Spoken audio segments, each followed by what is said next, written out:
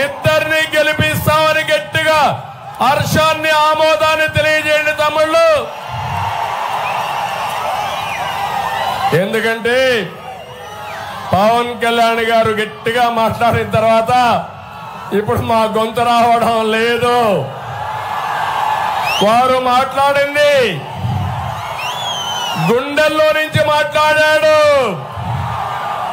ఈ అరాచక శక్తుల పట్ల ఉపేక్షించకూడదని, తాడో పేడో తేల్చుకోవడానికి మేము సిద్ధం, మీరు కూడా సిద్ధమా తమ్ముళ్ళు అడుగుతున్నాం మిమ్మల్ని.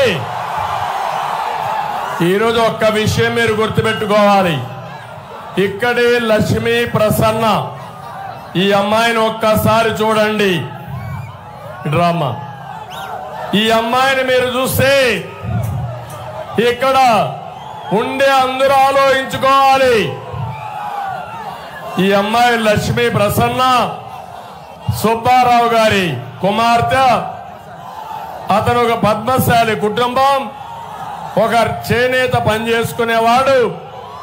అలాంటి వ్యక్తి అప్పుల పాలైపోతే 4 ఎకరాల ఆస్తుంటే ఆ భూమి అమ్మి అప్పు కట్టి ఈ పిల్లల్ని చదివించాలనుకున్నాడు. ఈ అమ్మాయి వీళ్ళ చెల్లెలు ఒక అమ్మాయి ఉండేది.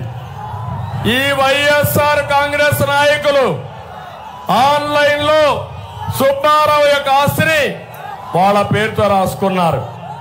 పాపం ఎంఆర్ఓ దగ్గరికి వెళ్ళాడు, లంచాలు ఇచ్చాడు, అందరి దగ్గర తిరిగాడు.